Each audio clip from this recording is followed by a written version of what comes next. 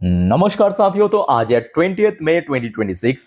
दोस्तों बात करेंगे इस वीडियो में कुछ इंपॉर्टेंट कंपनी की शेयर्स के ऊपर, कुछ इंपॉर्टेंट अपडेट्स है, कुछ इंपॉर्टेंट न्यूज है। तो चलिए एक एक करके कवर करते हैं। अच्छा, सबसे पहले हम बात करेंगे एक आईटी कंपनी, इसका नाम है LTTS, L&T technology service limited. वैसे तो शेयर देखिए आज क्लोजिंग दिया 3,500 के ऊपर आके, मतलब 3,580 रुपए पे, अराउंड 0.72% गेनिंग के साथ। बाय द वे कंपनी दोस्तों रिसेंटली जब रिजल्ट आउट किया, उसके साथ साथ फाइनल डिविडेंड रेकमेंड किया था अपने शेयर होल्डर के लिए, जिसका अमाउंट है 40 रुपए प्रति शेयर। मतलब अगर आपके पास इस कंपनी की एक शेयर है तो आपको 40 रुपए की डिविडेंड मिलेगा, 10 है तो 400 रुपए की मिलेगा। और इसका एक्स डेट जो है देखते ही देखते नजदीक पहुंच चुका है। कब है एक्स डेट? 22 तारीख के दिन, मतलब परसों शुक्रवार। तो एज पर एक्स डेट आप अगर कल यानी 21 को इस कंपनी की शेयर खरीद लिया तो आप क्या बन जाएंगे? एलिजिबल शेयर होल्डर, ये 40 रुपए डिविडेंड पाने के लिए। बाकी बात करें कंपनी, तो देखिए पिछले एक महीने पे शेयर में कोई बहुत बड़ा ऊपर नीच देखने को नहीं मिला। भाई दोस्तों आपके मन पे एक सवाल तो आया होगा कि देखिए लास्ट 1 मंथ पे आईटी कंपनीज में इतना गिरावट हुआ, बट एलटीटीएस की शेयर ये तो गिरा नहीं, बताइए। तो मैं आपको थोड़ा बताना चाहता हूं दोस्तों।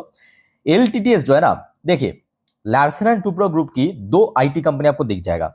एक हो गया आपका एलटीएम, इसका न्यू नेम है, पुराना नेम था आपका एलटीआई माइंट्री, याद आ रहा है? उसके पहले एलटीआई माइंट्री, दो डिफरेंट कंपनी था। तो ये जो एलटीएम कंपनी है ना, ये मेनली आईटी, जो ट्रेडिशनल आईटी सेक्टर में सर्विस देते हैं उसके लिए काम करता है, मतलब उसके ऊपर काम करता है। बट एलटीटीएस जो है ना, एलटीटीएस इस कंपनी की अगर हम बात करें, ये मेनली डेटा सेंटर के ऊपर काम करता है। और आज की डेट में डेटा सेंटर की डिमांड बढ़ रहा है, दैट्स वाई लास्ट 1 मंथ पे शेयर में कोई गिरावट नहीं हुआ, बल्कि शेयर धीरे धीरे करके रिकवर करने की कोशिश कर रहा है। हाँ, बीच में गिर गया था मार्केट में ऑब्वियसली वॉर के कारण, और उसके बाद देखिए शेयर में धीरे धीरे रिकवर भी कर रहा है। और अगर हम बात करें लॉन्ग टर्म व्यू से, तो इसमें देखिए मोस्टली जो गेनिंग हुआ था वो 2024 तक, उसके बाद काफी हद तक शेयर नीचे भी आ चुका है। ठीक है, तो इसको आप चाहे तो थोड़ा सा वॉच लिस्ट में ऐड करके रख सकते हो। बाय द वे इस बार कंपनी का एक्चुअली इनकम में उतना ज्यादा गेनिंग हमें देखने को नहीं मिला, बल्कि थोड़ा सा ड्रॉप हुआ है। सो दैट्स वाई शेयर भी उतना ज्यादा मूव नहीं कर पा रहा है बाकी डेटा सेंटर बेस्ड कंपनी की कंपैरिजन। अच्छा, नेक्स्ट हम बात करेंगे संवर्धना मदरसन इंटरनेशनल लिमिटेड, यानी मदरसन सुमी। वैसे तो आज ड्यूरिंग मार्केट में ही मदरसन सुमी की रिजल्ट आउट हुआ था, और जैसे कि आपको मैं कहा था रिजल्ट आते ही मैं आपको इन्फॉर्म कर दूंगा। तो मदरसन सुमी की चलिए रिजल्ट को रिव्यू करते हैं। सबसे पहले मार्च 2026 यानी करंट क्वार्टर में मदरसन सुमी दोस्तों रिकॉर्ड इनकम जनरेट किया। मदरसन सुमी की रिजल्ट इस बार दोस्तों बहुत बढ़िया रहा। मतलब इनकम की सेगमेंट को आप उठाइए, 34,309 करोड़ की इनकम जनरेट किया। लिटरली लास्ट ईयर में ये फिगर था 29,317 करोड़, लास्ट क्वार्टर में फिगर था 31,409 करोड़। और पीछे थोड़ा सा इतिहास उठा के देखेंगे भाई, इस लेवल पे आसपास तो इनकम कभी था ही नहीं। और यही वजह कि इसके ऑपरेटिंग प्रॉफिट बढ़ गया, मार्जिन बढ़ गया, मोस्ट इंपॉर्टेंटली कि कंपनी अपने एक्सपेंस को बहुत ढंग से मैनेज किया। मार्जिन देखिए कितना बढ़ा है, 9% से सीधा 11%। समझ आ रहा है ना बात? 10% से क्वार्टरली 11% हो गया। और क्या हुआ देख लीजिए, कंपनी की प्रॉफिट जो लास्ट ईयर में था 1,115 करोड़, लास्ट क्वार्टर में था 1,072 करोड़। 1,500 करोड़, पहली बार कंपनी प्रॉफिट जनरेट किया 1,500 करोड़ के ऊपर, 1,562 करोड़। बहुत तगड़ा परफॉर्म किया, बहुत तगड़ा। और मैं कहूंगा देखिए मदरसन सुमी जो है ना, बहुत ही देखिए अंडररेटेड कंपनी कहना भी गलत बात होगा, क्योंकि अपने सेक्टर की लीडिंग कंपनी है, बट अक्सर मदरसन सुमी को लेके उतना ज्यादा चर्चा नहीं होता, ये मैं देखा हूं। और कंपनी दोस्तों अभी लगभग अपना पीक में ही चल रहा है। पीक मतलब लाइफ टाइम हाई पे चल रहा है। मतलब अगर आप पिछले एक साल की जो हाई देखेंगे, शेयर टच किया था आई थिंक यहाँ 136 रुपए, और उसके पहले जो 2024 में इसमें रैली हुआ था, उस समय पे शेयर वही 143-45 तक पहुंच गया था। और आज देखिए वही शेयर आपको 31 रुपए के आसपास दिख रहा है। तो मतलब बहुत ज्यादा अंतर नहीं है, बस थोड़ा बहुत ही आप कह सकते हो कि नीचे चल रहा है, अराउंड 8-10% के आसपास। ठीक है, और परसेंटेज वाइज अगर हम बात करें, ये जो गेन हुआ है अप्रोक्सीमेटली 46% की एक मैसिव ग्रोथ देखने को मिला। रेवेन्यू लगभग 8% बढ़ा है, बट ओवरऑल बात करें मार्जिन काफी ब्रॉड होने के कारण प्रॉफिट में काफी अच्छा मूवमेंट देखने को मिला। ओके, चलो आगे बढ़ते हैं दोस्तों। आरबीएनएल को बहुत दिनों बाद कवर कर रहा हूं। अच्छा, वैसे आरबीएनएल को आज बैक टू बैक 2 ऑर्डर मिला। सबसे पहले चलिए उसके ऊपर लेके चलता हूं। पहला जो ऑर्डर मिला है, ये मिला है north eastern railway EPC project. EPC मतलब जो कंपनी काम करता है, इंजीनियरिंग, प्रोक्योरमेंट एंड कंस्ट्रक्शन की काम। तो यहाँ पे आरबीएनएल को मिला है 129.46 करोड़ की ऑर्डर यहां से।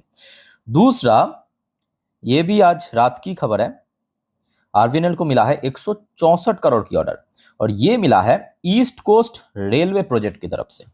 ईस्ट कोस्ट रेलवे प्रोजेक्ट की तरफ से, मतलब एक तरफ हो गया आपका 129, लगभग इसको रफली 130 पकड़ लेते हैं, और ये हो गया आपका 164, यानी अप्रोक्सीमेटली कितना होगा 130 और 164, मतलब वही 290 293 करोड़ के आसपास, रफली मैं कैलकुलेट करूँ, आप लोग थोड़ा देख लेना, 293 करोड़ के आसपास कंपनी को ऑर्डर मिला है। लेट्स सी कल क्या होता है, बट फिलहाल अच्छा कंपनी की रिजल्ट शायद आउट नहीं हुआ। ओके, कंपनी की रिजल्ट अभी आउट नहीं हुआ, और शेयर भी बैक टू बैक ड्रॉप हो रहा है। इवन रेलवे सेक्टर ही थोड़ा बहुत वीक चल रहा है, ठीक है। और इमीडिएटली अगर हम बात करें तो शेयर का जो सपोर्ट पॉइंट है, जहाँ पे इसी साल लो टच किया 248 रुपये पे, उसी लेवल के आसपास, मतलब वही 250 के लेवल, एक क्रूशल सपोर्ट जोन। और इमीडिएटली हडल पॉइंट की बात करें, मतलब रेजिस्टेंस, तो अराउंड 300 के आसपास है। ओके, अच्छा अब आगे बढ़ते हैं। बेल की लास्ट डे रिजल्ट आउट हुआ था। देखिए रिजल्ट मैं कहूँगा डिसेंट टाइप का था, बहुत वीक भी नहीं था, बहुत अच्छा भी नहीं था, क्योंकि एक आध थोड़ा इशू हमें देखने को मिला, सो दैट्स वाई शेयर आज एडजस्ट हो गया। आज बेसिकली मैं कहूँगा गिरावट नहीं हुआ बेल की शेयर में, काइंड ऑफ एडजस्टमेंट हुआ है जिस प्रकार की रिजल्ट था। बट दोस्तों यहाँ पे गोल्डमैन सैच एंड नोमुरा, जो आपको पता होगा कि कोई भी बड़े कंपनी खास करके वो अगर निफ्टी 50 की पार्ट है, तो नेक्स्ट डे आता है ब्रोकरेज फर्म की तरफ से रेटिंग टारगेट। तो यहाँ पे सबसे पहले देखिए, यहाँ पे गोल्डमैन सैच ने इसको पिक किया। गोल्डमैन सैच ने बाई करने की रेटिंग के साथ 475 रुपए की टारगेट दिया है, जो कि लास्ट डे क्लोजिंग के हिसाब से 12% अपसाइड। और दूसरी तरफ से नोमुरा ने दिया है न्यूट्रल रेटिंग, 454 की टारगेट, 454 की टारगेट, जो कि केवल 7% अपसाइड, ठीक है। वैसे अच्छी कंपनी है, इसमें कोई संदेह नहीं है। बाकी ठीक है, परफॉर्मेंस ऊपर नीच कभी कभी एक समान होगा, ऐसे कोई बात नहीं है। और शेयर ऑलरेडी बहुत अच्छा रिटर्न दिया है पिछले एक साल की अगर हम बात करें, शेयर लगभग हाई के आसपास ही है अगर हम कंपेयर करें बाकी डिफेंस कंपनी के साथ, तो उसमें कोई डाउट नहीं है, अच्छी कंपनी है। बट इमीडिएटली मेरे हिसाब से, क्योंकि शेयर आज लगभग 2 पॉइंट कितना, वही 2-2.5% ड्रॉप हुआ है, तो इमीडिएटली 430 के आसपास एक हडल फेस कर सकता है, मतलब 450 पहुंचने से पहले। ओके, अच्छा नेक्स्ट दोस्तों आ जाइए आईपीओस की जीएमपी। वैसे कुछ नया आईपीओ भी आया है मार्केट में, नया देखिए, एक हो गया आपका मैडिट्रॉनिक्स, एसएमई आईपीओ, सब छोटे छोटे आईपीओ, 42-43% की प्रीमियम चल रहा है, mostly zero. Q line biotech 31% की प्रीमियम, विगोरामा पंजाबी 6.5% के आसपास प्रीमियम, और बाकी सब लिस्ट हो चुका है। क्या अच्छा दोस्तों, वैसे आगे बढ़ने से पहले एक छोटा सा बस रिक्वेस्ट करूंगा आप सभी को, अगर आपको वीडियो भी अच्छा लगा, इन्फॉर्मेटिव लगा, प्लीज वीडियो को लाइक करना, और प्लीज दोस्तों चैनल को क्या करना चाहिए, सब्सक्राइब करके जरूर रखना अगर आपने अभी तक नहीं किया तो। और दोस्तों मैं आपको आज रात की 10:30 की वीडियो में बहुत सारे बढ़िया जानकारी देने वाला हूँ, मिस मत करना, देखना, ठीक है। और साथ में नेक्स्ट डे मार्केट प्रेडिक्शन, पूरे दिन शेयर बाजार की अपडेट, जितने भी खबर है सब इकट्ठा करके दे दूंगा। एक वीडियो देख लेना, मार्केट के बारे में सारे जानकारी आपको मिल जाएगा, ठीक है। तो मिस मत करना, चैनल को कृपया करके सब्सक्राइब करके रखिए, बिकॉज फ्री ऑफ कॉस्ट है, कोई पैसा नहीं लगता, और अंत होते होते लोग वैसे ही भूल जाते हैं।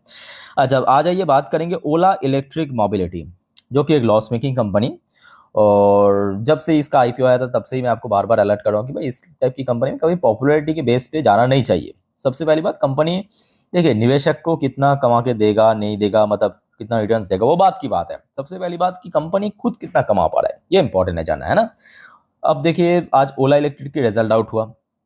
लास्ट ईयर मार्च 2025 में कंपनी की इनकम था 611 करोड़, फिर पिछले 4 क्वार्टर से लगातार ड्रॉप हुआ, मतलब जून 2025 पिछले साल Q1 पे 828 करोड़ की इनकम जनरेट किया, फिर और कम हुआ 690, फिर दिसंबर में 470, इस बार हद ही पार कर दिया 265 करोड़ की इनकम जनरेट करके।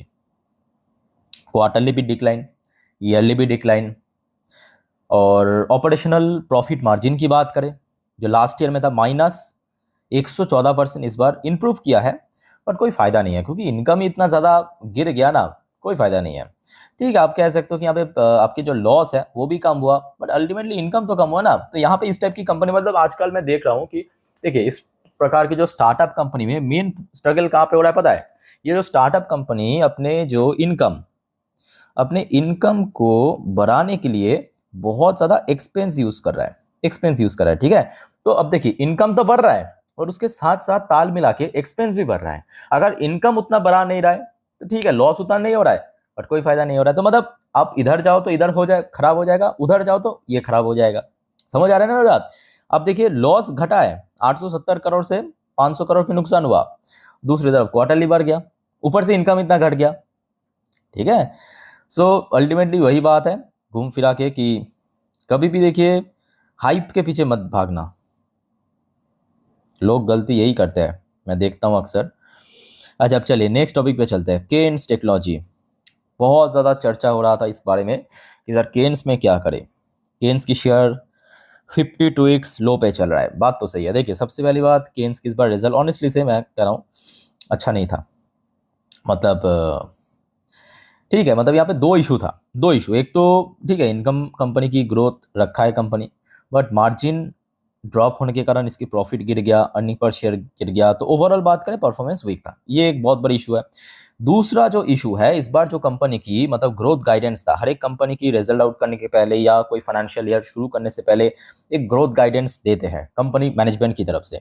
तो इस बार जो कंपनी की ग्रोथ गाइडेंस था 4000 crore, but company actually revenue generate किया 3600 करोड़ से थोड़ा ज़्यादा।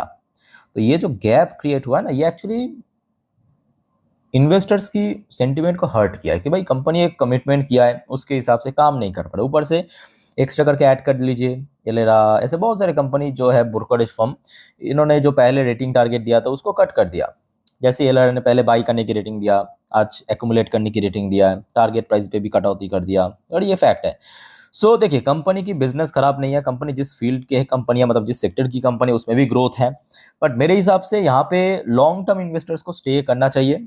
बट अगर आपके पास शेयर नहीं है केन्स की शेयर, या आप सोच रहे हो खरीदना, मैं कहूँगा अभी इमीडिएटली कोई ज़रूरत नहीं है, ठीक है।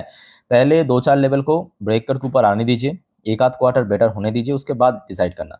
बट जिनके पास ऑलरेडी है, क्योंकि मुझे पता है कि बहुत सारे इन्वेस्टर्स जो बहुत पहले खरीदा था, कोई 30% लॉस में चल रहा है, कोई हो सकता है कि 50% लॉस में है, ये भी हो सकता है कि कोई 40% की लॉस में हो, ठीक है। तो उस केस में इमीडिएटली कुछ करने की ज़रूरत नहीं है, चुपचाप आप छोड़ दीजिए। लॉन्ग टर्म के लिए 5-7 साल ऑटोमेटिकली रिकवर कर जाएगा। ऐसे बहुत सारे केस में हमने देखा, ठीक है। ढेर अगर कंपनी में दम कम रहा, सेक्टर में दम कम रहा, तो रिकवर हो जाता है। अच्छा नेक्स्ट आ जाइए हिंदुस्तान एरोनॉटिक्स लिमिटेड। अच्छा वैसे एचएएल की शेयर में आज काफ़ी नोटिसेबल रिकवरी देखने को मिला, और यह आज रात की update defence production secretary Sanjeev Kumar ji की तरफ से कहा गया, 100% confident that Tejas mark 1A will be delivered this year. Okay, so ये मैं कहूँगा कहीं ना कहीं जो एचएएल की इन्वेस्टर्स की जो सेंटिमेंट है, ठीक है, उसको बूस्ट अप कर सकता है। और ये दोस्तों अभी की अपडेट मैं आपको दे रहा हूँ, मतलब शाम की अपडेट, ये देखिए ध्यान से देखना, टाइम 5:40 की अपडेट है शाम की, ठीक है। सो ये एचएएल के ऊपर एक बढ़िया अपडेट था। अब एचएएल के लिए अगर हम बात करें रेजिस्टेंस की अपर साइड में, लगभग 4500 का लेवल, ये लेवल अगर ब्रेक हो गया तो 4800 से लेके 5000, याद रखना ये लेवल सबसे इंपॉर्टेंट है, क्योंकि रिसेंटली जब शेयर में गेनिंग हुआ था इसी लेवल पे हर्डल फेस किया था 4800 पे। लेट्स से क्या होता है कल, ठीक है। अच्छा दोस्तों एक और शेयर जो है, जो आपको मैं इसके पहले भी इस बारे में जानकारी दिया था, नेटवेब टेक्नोलॉजी इंडिया लिमिटेड, याद आ रहा है? अब देखिए शेयर में जितना गिरावट होना था ऑलरेडी हो चुका है। जो आपको मैं बार बार कहता हूँ कि देखिए बीएससी, एमसीएक्स, इस टाइप की शेयर को हल्के में मत लेना। शेयर अगर गिर रहा है थोड़ा बहुत, मतलब कोई इंटरनल इश्यूज नहीं है, उसके बावजूद भी शेयर प्रॉफिट बुकिंग चल रहा है, तो आई थिंक यहाँ पे लॉन्ग टर्म इन्वेस्टर्स को देखना चाहिए, ठीक है। मैं आपको ये नहीं कह रहा हूँ कि आपको खरीदे, बट यहाँ पे आप चाहे तो इसको स्टडी वगैरह कर सकते हो, ठीक है। 15% नीचे गिर गया था, आज शेयर थोड़ा बहुत यहाँ पे रिकवर किया है, ओके। बाकी दोस्तों और कोई आपका कन्फ्यूजन या डाउट है कमेंट करके बताइए। तो वाइंड अप करता हूँ वीडियो को। टेक केयर, बाय बाय, जय हिंद।